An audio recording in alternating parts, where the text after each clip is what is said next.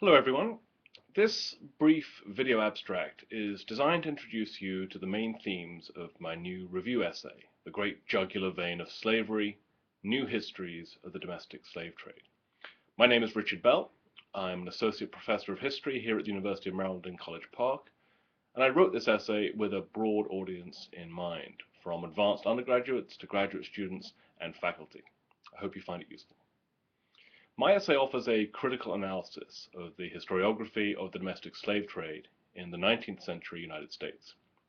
Surveying a boom in scholarship on the subject over the past 25 years, I examine the political and intellectual currents that have shaped the study of the internal traffic in commodified human flesh, and I explain this subfield's debts to ethnography, to cliometrics, and to civil rights era social history.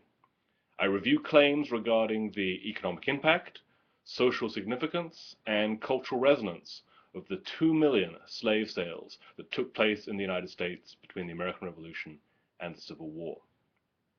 And I try to arbitrate recent disputes as to this trade's relationship to slave breeding, the integrity of the black family, paternalist ideology, and the coming of the Civil War.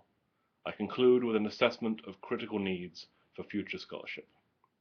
Now, before I go, I want to highlight one fact that is central to this essay, and that is, until 1989, very few scholars, and hardly any professional historians, considered the domestic slave trade to be a worthy subject.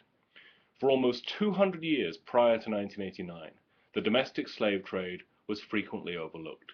As one of its first chroniclers and critics, Ethan Allen Andrews, observed in 1836, the internal market that rose to supply the labor shortage created by the closing of the African slave trade by Act of Congress in 1808, quote, is not a clandestine one, but being offensive to the feelings of a large portion of the community, it is in great measure withdrawn from public observation, end quote. At the trade's height, in the decades between 1820 and 1860, dealers commonly dispatched consignments of surplus slaves from the Chesapeake to the Cotton Kingdom at night to avoid antagonizing observers like Andrews. By day, the high walls of the slave pens dotted around Baltimore and Alexandria, Richmond and Memphis, Natchez and New Orleans made it easy to ignore what went on inside. After the Civil War, evidence of this once vast traffic quickly began to disappear. Sometimes slave pens became boarding houses and cotton brokerages, while showrooms and auction houses were razed or repurposed.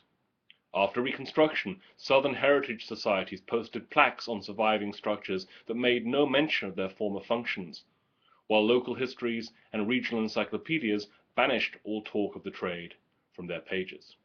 The traders themselves quickly moved on, making their mark in other fields of enterprise, and using their accumulated wealth to fund philanthropic efforts that obscured the origins of their fortunes.